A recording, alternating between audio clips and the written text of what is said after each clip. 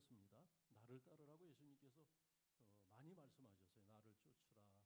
제자들에게 베드로에게도 그 말씀하셨고 여러 제자들 마태에게도 그 말씀을 하셨고 예수님께서 교회에 있을 때마다 제자들 마땅히 당신을 쫓아야 될 그런 사람들 예수님께서 초청을 하셨거든요. 나를 쫓으라고 나를 따르라고 말씀하셨는데 예수님을 따른다는 것이 어떤 것일까?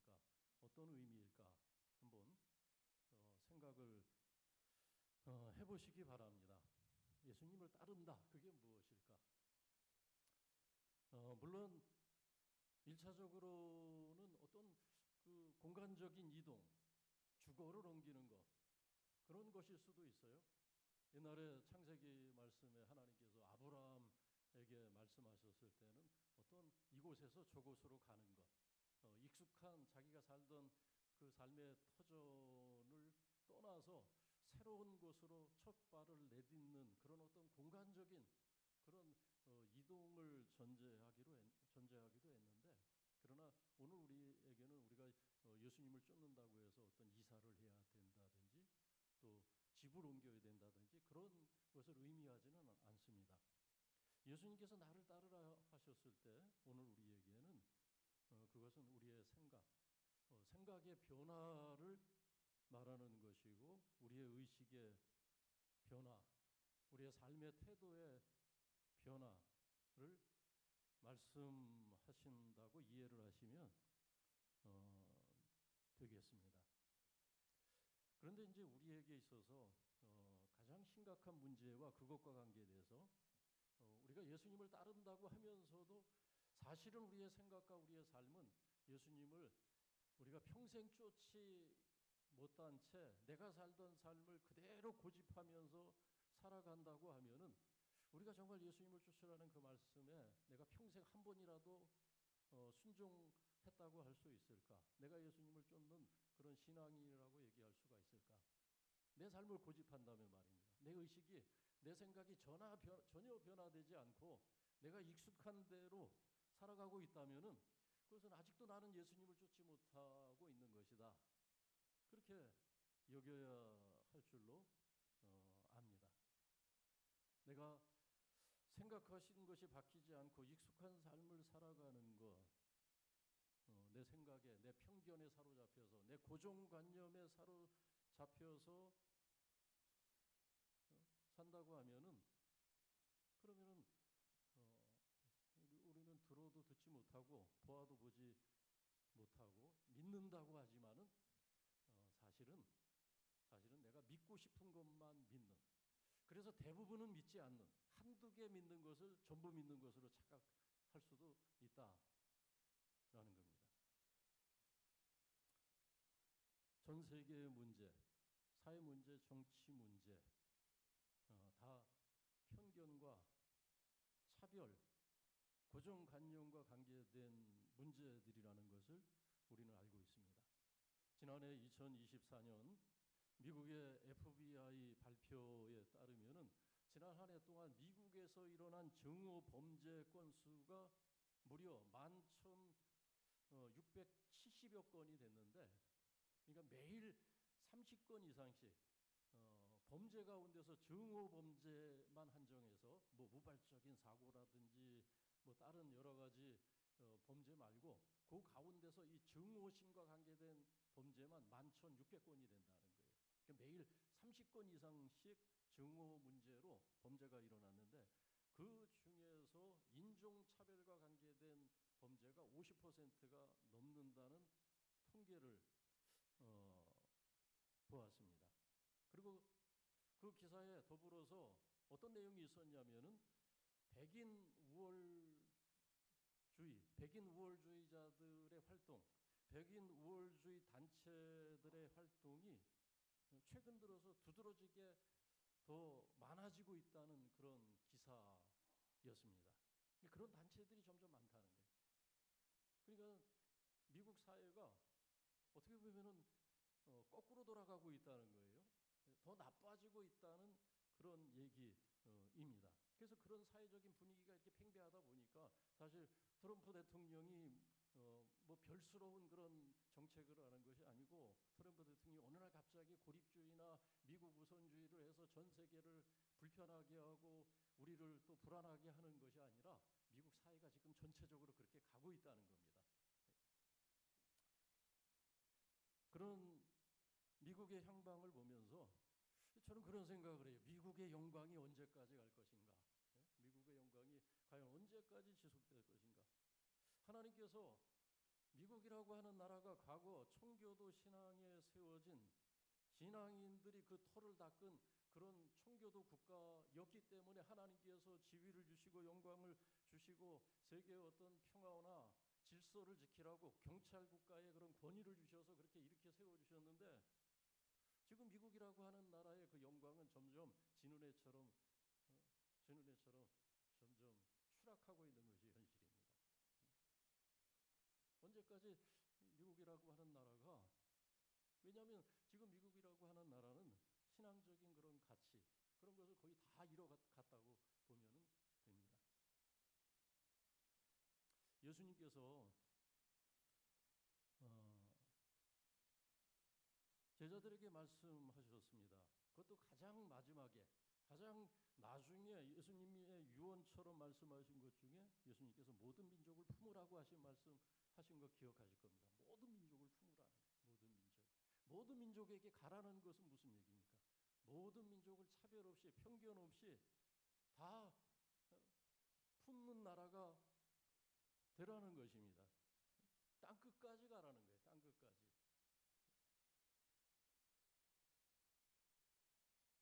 우리나라가 몇 년 전부터 고민하는 사회적인 문제 여러분 너무나 잘 아실 겁니다. 인구 절벽이라고 하는 문제. 젊은 사람들이 결혼 잘 하지 않으려고 하고 결혼해도 아이를 낳지 않는 그런 사회적인 문제 큰 고민이고 그리고 그 문제 앞에서 우리는 위기라고 생각을 하는데 근데 저는 위기라고 생각 안 해요. 기회라고 생각을 합니다. 기회, 좋은 기회. 하나님께서 이 나라를 또 한 번 크게 쓰실 수 있는 지금까지 이 나라를 쓰신 것과는 비교도 되지 않을 만큼 큰 우리의 미래에 하나님이 영광을 보여주실 수 있는 이것이 기회가 되지 않을까 하는 그런 소망을 갖고 있습니다.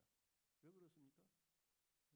만일 우리가 차별 없이 편견 없이 모든 나라들 민족들에 대해서 열려있는 생각으로 받아들인다면은 우리나라에 지금 많은 외노자들이 외국 근로자들이 와 있다는 얘기 여러분 아시죠? 수많은 근로자들이 와 있어요. 근데 그들에 대해서 편견 없이 우리가 우리 사회의 일원으로 환영하고 환대하고 마음을 열고 우리 대한민국이라고 하는 이 나라가 개방된 열려진 사회가 된다고 하면은 전 세계에 아마 실력 있는 그런 인재들이 실력 있는 그런 젊은 청년들이 기회를 찾아서 과거 아메리칸 드림을 찾아서 미국으로 몰려든 것처럼 전 세계 천재들이 몰려들어서 사실 미국이라고 하는 나라를 일으켜 세운 것 아니에요. 그 나라를. 이민자들의 나라라고 그러지 않습니까?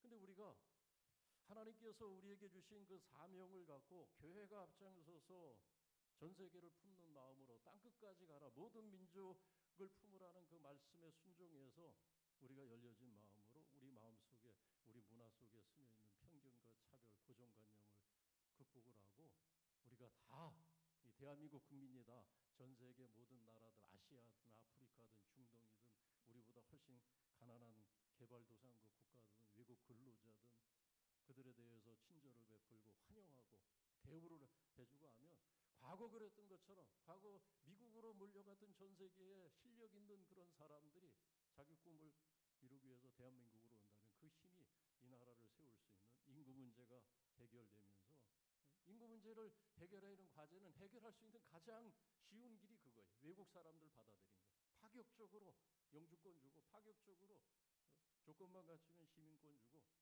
그래서 어떤 우리가 갖고 있는 그런 틀을 깨고 이 기회를 우리가 기회로 살릴 수 있는 이 위기를 기회로 살릴 수 있는 그 근거가 하나님의 말씀에 있다.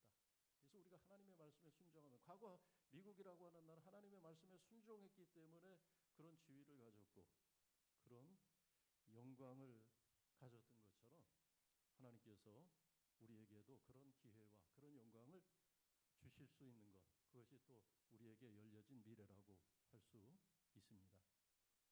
갑자기 왜 이 말씀을 드리냐면 이 편견의 문제, 차별의 문제는 아주 뿌리 깊은 그런 어느 나라나 어느 민족이나 갖고 있는 문제였습니다.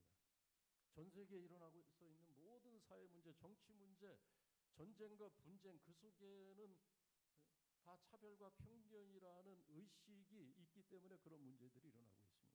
여기서도 오늘 보면은 예수님과 빌립과의 이야기, 또 지난주 안드레가 예수님을 만나서 자기 형제 베드로에게 가서 복음을 전했던 이야기, 오늘도 빌립이 전도했던 나다나엘이 했던 말 속에 우리는 편견이라는 문제가 뿌리 깊이 스며들어 있는 것을 보게 됩니다.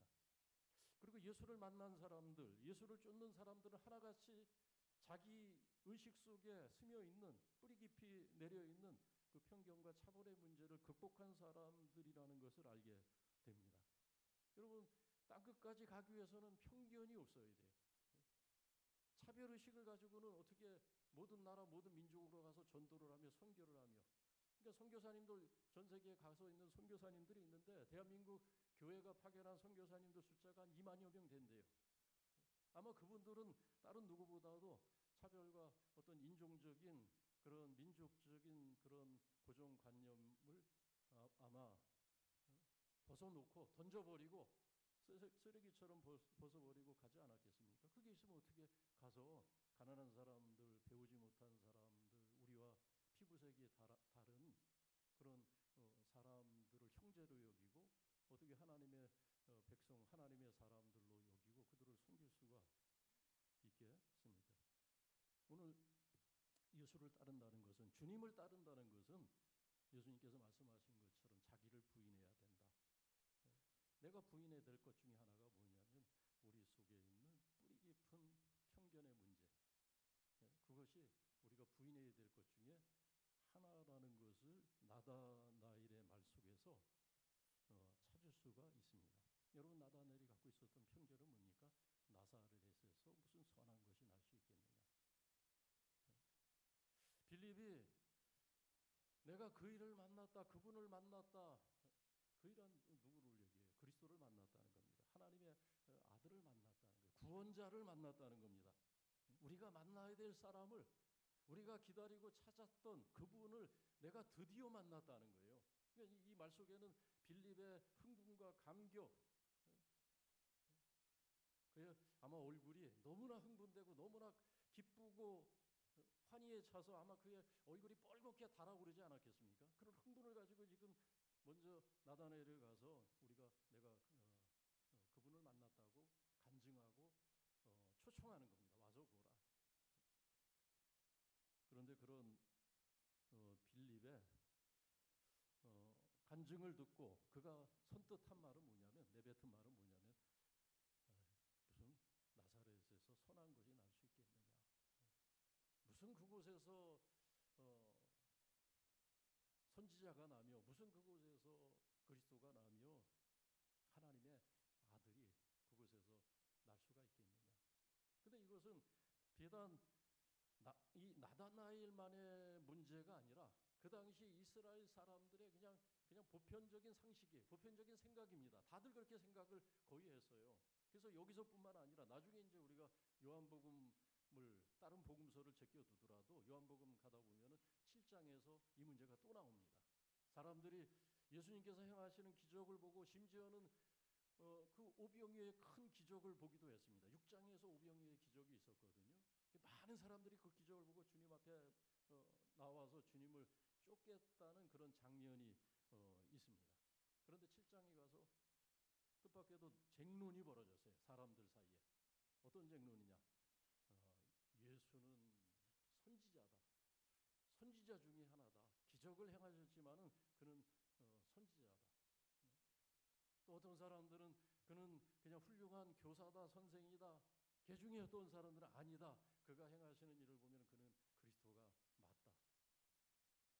사람들 사이에서 언쟁이 생겼어요. 언쟁이. 근데 예수님이 그리스도가 아니다. 그리스도일 수가 없다. 그렇게 주장하는 사람들이 하는 말이 단골로 하는 말이 뭐냐면 나사렛에서 무슨 선한 것이 날 수 있겠느냐. 갈릴리에서 무슨 선한 것이 날 수 있겠느냐. 갈릴리는 이제 한 지방을 얘기하는 것이고 그 경기도 뭐 이런 큰 그 행정구역을 얘기하는 것이고 나사렛은 그 갈릴리 안에 한 성읍을 얘기하는 그런 이제 그 구분이 되는 겁니다. 똑같은 얘기예요. 갈릴리에서 무슨 선한 것이 날 수 있겠느냐. 나사렛에서 또 무슨 선한 것이 날 수 있겠느냐. 나중에 사람들이 나다나엘뿐만 아니라 일반적인 사람들도 예수님께서 갈릴리 출신이라는 그것이 거기에 발목이 잡혀서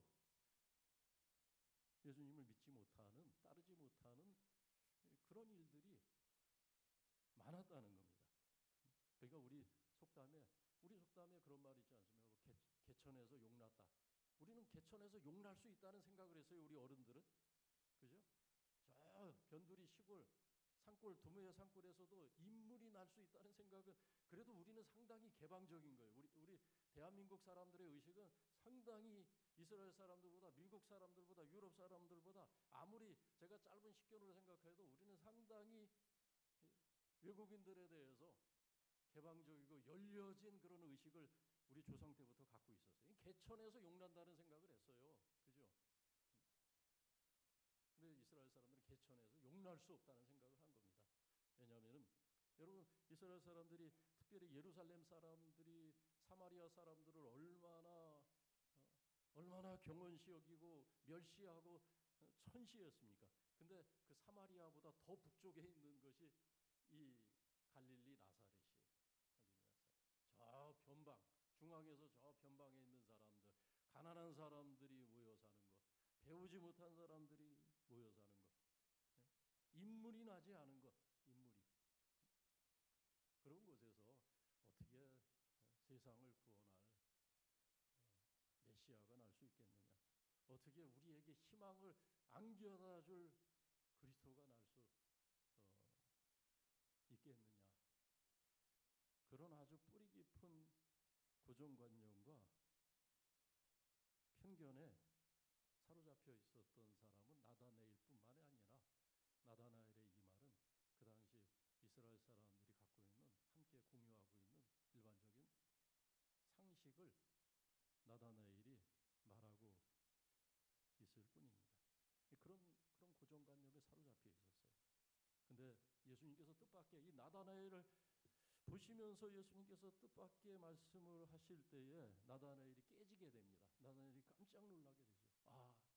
이분은 내가 생각하는 그분이 아니구나. 예수님께서 어떤 말씀을 하셨냐면 나다나엘을 선뜻 보시자 금방 알아봤어요. 이 나다나엘이 어떤 사람인지. 그가 비록 편견에 사로잡혀 있지만은 그는 그 마음에 어떤 간사한 것이나 거짓이 없는 그런 사람이라는 것. 그는 기도의 사람이라는 것, 묵상의 사람이라는 것, 하나님의 나라를 사모하면서 하나님의 때를 기다리는 그런 사람이라는 것을 예수님께서 알아보셨어요. 우리도 왜 사람 착 보면 뭐 짧은 그런 그 식견이지만 그 사람의 인상에서 첫인상이라는 것이 있지 않습니까? 근데 예수님은 이 나다나엘의 그 마음의 중심을 꿰뚫어 보신 겁니다. 그가 무화과 나무 아래에서 하나님의 나라를 새로운 세상을 꿈꾸면서 기도하고 하나님의 때를 기다리던 그런 사람. 이스라엘 사람들은 그 더운 지역에 이 습도가 낮기 때문에 그늘만 가면은 시원합니다. 그늘만 가면. 그래서 이스라엘 사람들은 마땅히 그 기도할 처소가 없었기 때문에 회당은 아무데나 있는 것이 아니기 때문에 흔히들 이스라엘 사람들은 나무 그늘 아래에서 기도하고 나무 그늘 아래에서 성경을 암송하는 것이 이 사람들의 경건한 사람들의 습관이었어요. 우리가 창세기 말씀 보면은 이삭이 리브가가 저 멀리 들에서 올 때 그가 들에 나가서 묵상했다 그러지 않습니까? 들에 시원한 바람이 있는 거, 그늘이 있는 거, 나무 그늘 아래. 나다나엘은 자기 집 앞이든 아니면 동네 한쪽 언덕에 있는 나무였든 무화과 나무에서 그는 기도하면서 새로운 세상을 꿈꾸면서 하나님의 뜻을 구하던 그런 사람이라는 것을 예수님께서 알아보셨어요. 그래서 예수님께서 내가 무화과 나무 아래 있을 때 내가 너를 보았다 하는 그 예수님의 말씀에 깜짝 놀란 거예요. 깜짝. 아마 예수님께서 이 말씀을 하시지 않았다면은 나다나엘은 자기 안에 갖고 있는 그 편견, 그 고정관념을 깨지 못하고 예수님을 아마 따르지 못했을 겁니다. 예수님은 그를 쓰시기 위해서, 나다나엘을 당신 앞으로 이끄시기 위해서 그가 어떤 사람인지를 말씀하심으로써 나다나엘은 자기의 편견에서 빠져나오게 되는 이야기, 오늘 본문에 있습니다. 그리고 나서야 이 나다나엘은 자기 편견이 깨지고 나서야 고백을 하죠. 어떤 고백을 했습니까? 당신은 하나님의 아들이시요 이스라엘의 임금 이로소이다. 마치 베드로가 너희가 나를 누구라 하느냐 했을 때 베드로가 주는 그리스도십니다. 주는 하나님의 아들이십니다. 라고 했던 것처럼 오늘 나다나엘은 비로소 예수님을 쫓는 그런 사람이 됐어요. 우리가 예수님을 쫓는다는 것은 무슨 얘기냐? 그것은 바로 예수님께서 하나님의 아들 되시고 우리의 구원자가 되시는 것, 세상의 희망과 빛이 되시는 분으로 우리가 알고 믿고 따라가는 것을 말합니다.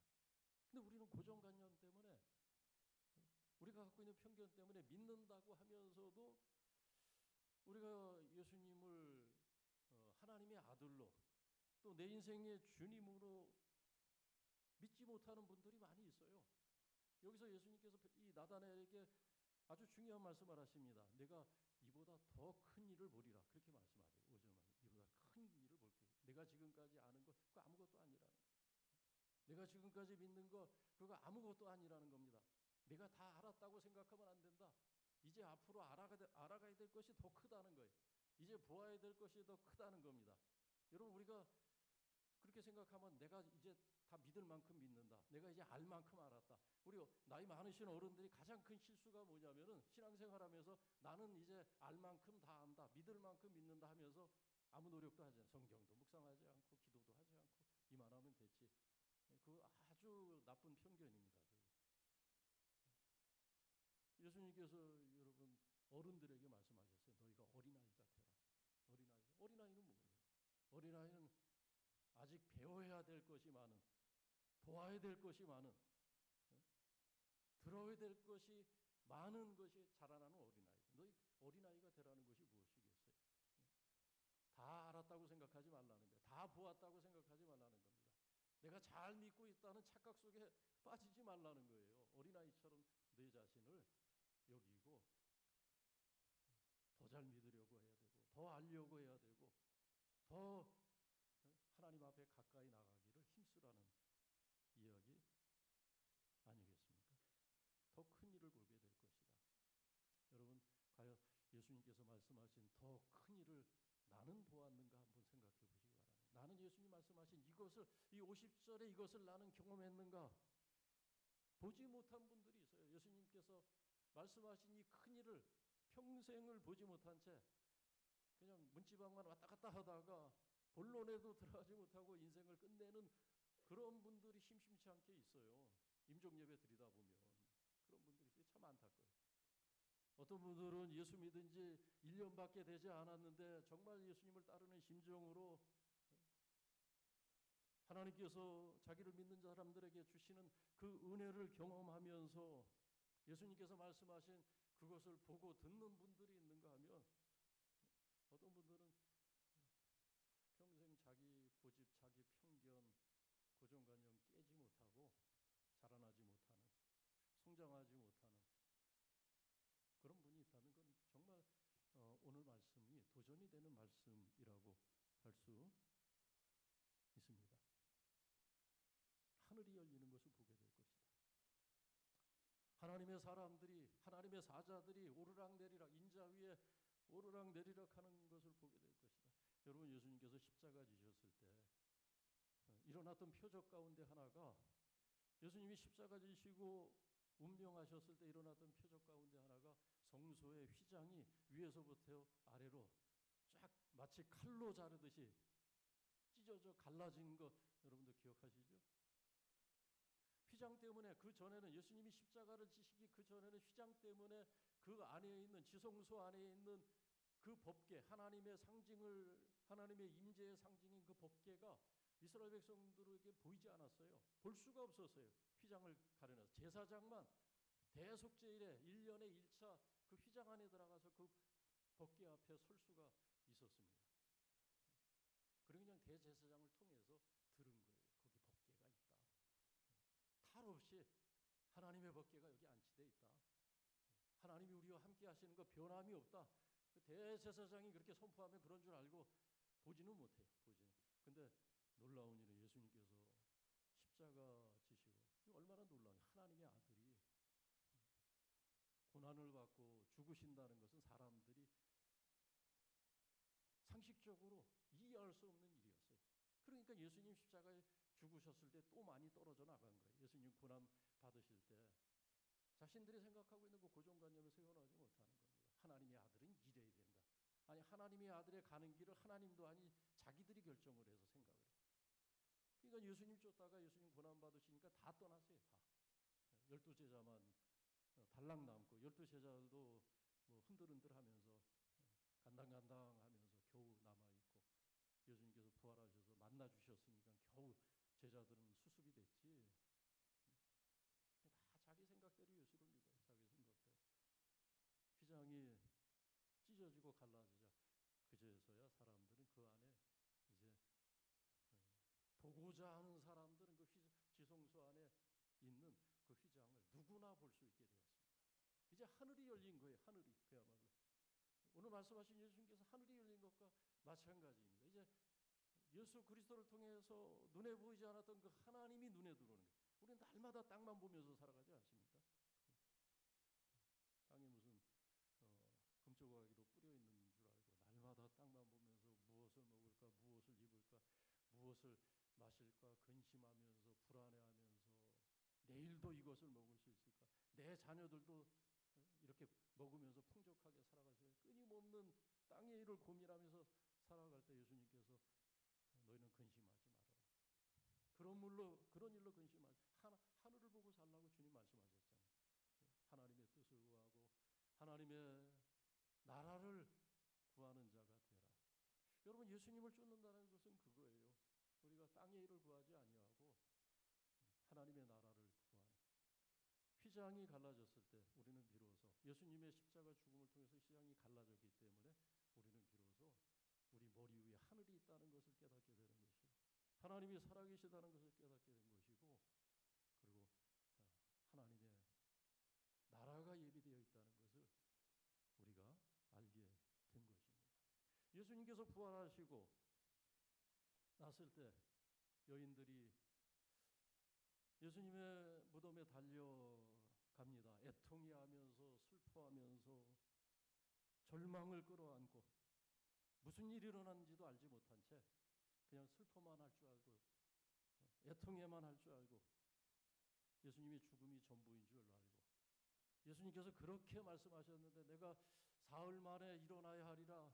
인자가 제사장들에게 유대인들에게 넘겨준 다음에 죽임을 당하고 사흘 만에 일어나야 하리라. 요나의 표적을 보여줄 것이다.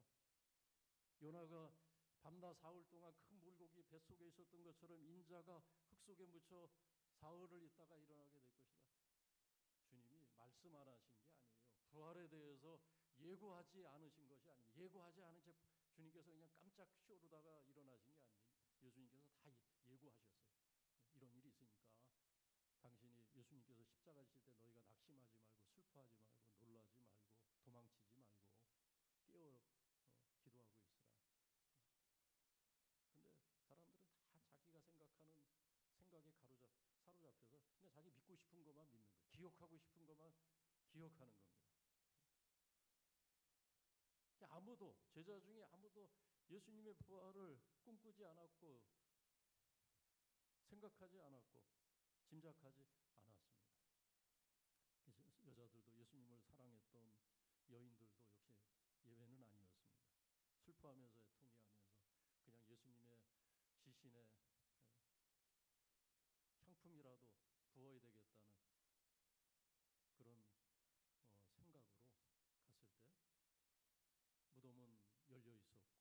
예수님도 오셨던 그 자리에 예수님은 계시지 않았고 예수님의 그 시신을 감쌌던 세마뿔은 가지런히 개어서 한쪽에 놓여 있었고 하늘에서 내려온 흰옷 입은 천사들이 맞이하지 않습니까? 그 흰옷 입은 천사들이 너희가 예수를 찾는구나. 그가 여기 계시지 않고 다시 살아나셨느니라.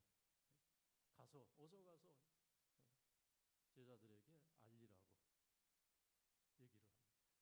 마태복음, 마가복음, 누가복음, 요한복음에 이 천사들이 예수님의 빈 무덤을 지키고 그곳에 내려와서 예수님의 부활을 고지했던 그 에피소드는 다 기록이 되어 있어요. 다. 사복음서에 빠지지 않고 다 기록이 되어져 있습니다. 예수님께서 큰 일을 보게 될 것이다. 어떤 일을 보게 된다는 겁니까? 사람들이 우리에게 표적을 보여주옵소서, 기적을 보여주옵소서. 그때도 예수님께서 하신 말씀이 요나의 표적이에요. 너희가 표적을 구하나 요나의 표적밖에 보여줄 것이 없다. 기적 가운데서 최고의 기적은 요나의 표적인데 그게 뭐겠어요? 방금 말씀드린 것처럼 요나가 사흘 물고기 뱃속에 갇혀 있었던 것처럼 인자가 흙에 갇힌 것처럼 죽음에 묶여 있다가 요나가 물고기 뱃속에서 살아나온 것처럼 인자가 다시 살아서 세상에 나타나시는 것, 그것을 얘기하는 것입니다. 큰일, 그것은 예수님의 십자가와 하늘이 열리는, 휘장이 찢어져서 하나님 나라가 보이고 하나님이 세상에 살아계신 것이 사람들에게 보이기 시작하고 하나님의 사랑이 어떤 것인지 사람들에게 보이기 시작하고 그리고 예수님께서 부활하신 것이 이제 세상에 선포되어지는 천사들의 선포. 그러니까 예수님의 부활, 십자가 그 두 사건입니다. 여기서 큰 일을 보게 될 것이다. 오늘 만약에 내게 예수님의 십자가가 믿어지지 않는다면 하나님의 아들 되시는 예수 그리스도께서 십자가에서 죽으심으로 내가 받은 구원이 믿어지지 않는다면 또 예수님의 부활이 나는 다 믿겠는데 부활은 안 믿어진다. 그러면 여전히 나는 예수님을 따르는 것도 아니고 믿는 것도 아니고 또 내가 교회 생활을 이렇게 오래 했으면서도 그것이 믿어지지 않는 것은 뭔가 내가 세상 사람들이 갖고 있는 그냥 상식에 갇혀 있어서 그런 겁니다. 상식에. 나는 다 안다. 예수를 안 믿는 것이 성경의 부활이나 또 십자가 죽음 그런 것이 안 믿는 것이 오히려 더 마치 지식 있는 것 같고 그것이 마치 지성인 것 같은 그런 착각 속에 빠져 있는 것. 그것이 문제라는 겁니다. 오늘 여러분 이 말씀, 나다나엘에게 하셨던 주님의 말씀, 또 나다나엘이 주님을 알기 전에 가졌던 그 생각 우리가 다시 보면서 오늘 내가 믿는 것이 과연 믿고 있는 것인가? 내가 아는 것이 정말 내가 아는 것인가? 내가 아는 것을 의심하시고 내가 믿는 것을 의심하면서 예수님께서 말씀하신 예수님의 생애, 공생의 가장 큰 두 사건을 통해서 예수님께서 우리에게 보여주신 그 하나님의 나라, 하나님의 사랑, 또 믿는 자들마다 예수님께서 다시 살리셔서 영생하게 하시는 부활의